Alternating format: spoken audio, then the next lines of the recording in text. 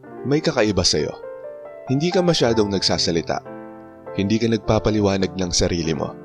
Hindi ka rin nagpapakitang gilas. Pero somehow, iniisip ng mga tao na sobrang galing mo sa lahat. Hindi average, hindi sakto lang, kundi low-key delikado. At ang pinaka-weird na parte, hindi mo sila kinokorek. Hindi dahil mayabang ka, kundi dahil sa loob-loob mo may napansin kang isang bagay. Kung iniisip na nilang ikaw ang pinakamagaling, mas lalo lang gugulo kung magpapaliwanag ka pa.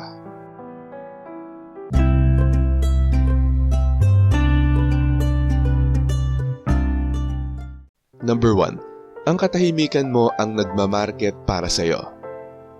Habang ang iba ay abala sa pagpapaliwanag ng sarili nila, ikaw nakaupo ka lang, tumango ng konti, sasabihin, okay. At bigla, iniisip na ng mga tao, ang tahimik niya pero mukhang matalino. Parang may alam siya na hindi natin alam. Samantalang, ang totoo mong iniisip ay wala lang talaga akong energy makipag-usap. Pero huli na, yung katahimikan mo, yun na ang gumawa ng reputasyon mo. Number 2, hindi mo sinasadya pero naging rare item ka. Hindi ka laging nagpapakita. Hindi ka nagsasalita sa bawat pagkakataon. Hindi mo rin sinasabi lahat ng alam mo. Kaya kapag may ginawa ka, napapansin ka, natatandaan ka, sobra ang reaksyon ng mga tao.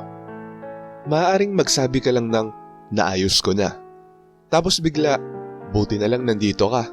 Ikaw talaga ang inaasahan namin. Hindi mo to plano, pero hindi mo namalayan, naging limited edition kang tao. Number 3, ibinubunyag mo ang mga skills mo na parang plot twist. Hindi ka nagpe-flex, hindi mo ina-announce tulad ng, guys, marunong ako nito. Kaya dahan-dahang nadidiskubre ng mga tao ang mga kaya mong gawin. Wait, marunong ka pala mag-edit? Ay, marunong ka rin mag-design? Wala ka bang hindi alam gawin? Samantalang ikaw, chill lang. Matagal ko na yung alam, hindi ko lang sinasabi. Hindi dahil may strategy ka, kundi dahil hindi mo feel na i-broadcast lahat ng kaya mong gawin. Number 4, hindi ka nakikipag-argue. Kaya mukha kang panalo na. Kapag may drama, hindi ka sumasali. Hindi ka nagtataas ng boses. Hindi ka nagpapatunay ng punto mo. Sinasabi mo lang, sige, okay. At bigla, ikaw ang mukhang mature. Ikaw ang mukhang may control. Ikaw ang parang panalo. Kahit ang totoo ay ayaw mo lang talaga makipag-usap. Pero sa paningin nila, grabe ang compose niya. Number 5, hinahayaan mo silang i-overestimate ka. Alam mo kung ano ang nakakatawa? Aware ka na minsan na masyado kang itinataas ng mga tao at kaya mo naman silang i-correct. Pero ibig sabihin nun ay mas maraming salita, mas maraming paliwanag, mas maraming atensyon. At sa totoo lang, nakakapagod yon. Kaya kapag may nagsabi ng, ang galing mo talaga, ang sagot mo lang ay, hindi naman. Hindi mo na pinapalalim. Kasi ang totoong ibig mong sabihin ay, please, huwag mo na akong kausapin tungkol dito. Number 6, yung chill energy mo ay mukhang confidence para sa iba. Hindi mo naman sinusubukang mag-stand out. Literal lang na ikaw ay tahimik, mapagmasid, nag-e-exist lang. Pero somehow, sa paningin ng iba, confidence yan. May pagka-mysterious ka. May authority ka. Kahit sa loob-loob mo ay, sana matapos na to para makauwi na ako. Pero sa labas, main character ka. Hindi ka nag-sign up para dito, pero nandito ka na. Number 7, iniiwasan mo ang mga sitwasyong maglalantad sa'yo. Aminin natin, hindi ka naman nagpapanggap na magaling sa lahat. Ang ginagawa mo lang ay iniiwasan ang mga bagay na nakaka-drain. Iniiwasan ang mga gawain na hindi ka confident. Nananatili sa mga bagay na komportable. Kaya ang nakikita lang ng mga tao ay ang mga strengths mo, ang kalmado mong aura, ang competence mo. Hindi nila nakikita yung pag-google mo ng mga bagay-bagay, yung ilang oras mong pag-overthink, yung pagre-rehearse mo ng mga pag-uusap sa isip mo. Kaya mula sa labas, ang galing mo. Pero mula sa loob, nagsusurvive lang ako. Number 8, hindi ka naghahabol ng validation. Hindi ka humihingi ng atensyon. Hindi mo sinasabing, napansin mo ba yung ginawa ko? Kaya nagiging curious ang mga tao. At ang curiosity ay nagiging admiration. At ang admiration ay nagiging parang ang husay ng taong to ah. Hindi mo sinasadya, pero nakabuo ka ng loop. Hindi ka naghahabol ng validation, kaya sila ang tahimik na lumalapit sa'yo. Number 9, yung baka mali ako moments mo ay tunog matalino. Madalas kang magsabi ng baka mali ako, hindi ako sure. Pero kapag nagsalita ka, may sense, malinaw, pinag-isipan. Kaya iniisip ng mga tao, ang talino niya, humble pa. Samantalang ang iniisip mo lang ay nag-iingat lang ako, ayokong mapahiya. Pero somehow, mas lalo ka nitong pinagmumukhang matalino. At number 10, hindi ka nagpapanggap. Pinoprotektahan mo lang ang energy mo. Linawin natin, hindi ka naman umaarte na superior ka. Hindi mo iniisip ng lihim na mas magaling ako sa kanila. Ang totoo, ikaw ay pagod na sa mga walang kwentang interaction. Maingat sa energy mo at mapili kung saan mo ibinubuhos ang effort mo. At may nadiskubre ka. Hindi sinasadya pero sobrang powerful.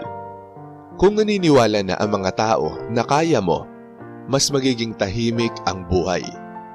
Mas kaunting tanong, mas kaunting pressure, mas kaunting ingay. Kaya hinahayaan mo silang maniwala. Hindi malakas, hindi sinasadya, kundi efficient. Ang ilusyon na hindi mo sinasadyang mabuo. Hindi ka kailanman tumayo at nagsabi ng ako ang pinakamagaling. Hindi mo kailangan. Kasi yung kilos mo pa lang may sinasabi na. Kaunti kang magsalita, pinipili mo lang ang pinapakita mo, hinahayaan mong sila ang mag-figure out. At kapag na-figure out na nila, hindi mo na kinokontra. Iniisip mo lang, okay, kung yan ang tingin nila. Tapos babalik ka na sa natural mong estado. Di pinapansin ng mga notifications, nagre-recharge mag-isa, at biglang nawawala pagkatapos ng mga social events na parang isang profesional na multo. Hindi ka nagpapanggap na ikaw ang pinakamagaling sa paraang iniisip ng iba. Hindi ka nagpe-perform, hindi ka nagdo-dominate. Sadyang ikaw ay strategic sa energy mo. Maingat sa presence mo. Tahimik pero efficient. At somehow, nakakabuo yan ng image na sobrang lakas. Kaya napapaniwala ang mga tao na iba ka. At baka nga, hindi dahil ikaw ang pinakamagaling, kundi dahil naiintindihan mo ang isang bagay na hindi naiintindihan ng marami. Hindi mo kailangang patunayan ang sarili mo palagi. Minsan, sapat na hinahayaan mong mag-wonder ang mga tao. Shoutout sa mga nanood at nag-comment sa bagong upload na to. Shoutout kay James Sotelo. Sabi niya, ganda sir ng pinaka-picture intro ng video ngayon. Salamat Sir AP dahil mas lalo pang nag-i-improve ang aking psychological perspective and perception ko dahil sa mga natutunan ko sa iyo. God bless and more power, sir. Sabi naman ni Marie the Lightworker, wow, ang cute naman ng intro picture niya sa screen. Good evening po, Sir AP. Nakarelate ako sa episode na to. Naranasan ko din katulad na sitwasyon noong bago pa lang ako nag-work. Kapag bago, syempre makisama ka. Pero kalaunan, napansin kong nag-iba sila sa akin. Hindi na ako kumibo. Basta tahimik lang ako nagtatrabaho, nagmamasid lang, at nakikiramdam sa paligid. Wala akong pake basta tama lahat ng ginagawa ko at on time akong natatapos. Salamat po Sir AP and God bless everyone. At ayon naman kay Jonathan Mariano, hindi kailangan talaga mag-perform sa harap ng maraming tao. Mostly sa ginagawa ko na kahit mahilig makipagkompetensya ang marami, iniitsapwera ko na lang sila. Pero minsan, kailangan din magsalita, hindi para manguna, kundi para malaman din nila yung bagay na mas maliliwanagan sila na may laman. Mas masarap lang talaga mamuhay ng tahimik na walang gumagambala. Pero napatunayan ko na hindi lahat ng agos ng buhay ay susunod ka. Matuto ring tumayo sa paninindigan. At hindi lahat ng tao ay papakitaan ka ng mabuti. Yung iba mga asong gubat, mukha lang maamo, pero traidor. At ang realidad ay totoo. Hindi lahat ng may bilog sa ulo ay walang sungay.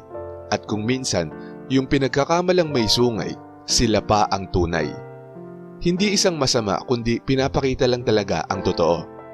Maraming taong walang pakialam sa'yo kapag wala silang mapapakinabangan sa'yo. In short, basura ka sa kanila. Kaya it's either bumilib sila sa'yo o hindi. Kapag wala kang pakinabang sa kanila, mananatili kang maliit sa mata nila. At shoutout din kila Renante Damgo, Ira Colin de Maranan, Paul Eliakim Saldoga, Michiko Tobayashi, Annalyn Granada, Lorena Bintas, Dennis Aranzanzo, Ramlat, Mario Alipit, Emma Villanueva, Jola Short Video, at kay Lone Survivor Diaz. Maraming salamat po sa panunood. Kung gusto nyo ding ma-shoutout, mabati o mabasa ang comment nyo, mag-comment lang sa latest video rito sa channel na to at pipili kami doon ng mga isi-shoutout at babasahin para sa susunod na upload. Kung nagustuhan mo ang video na to, huwag kalimutang mag-like, i-share to sa iba at mag-subscribe na kung hindi ka pa nakasubscribe. Maraming salamat at see you next time.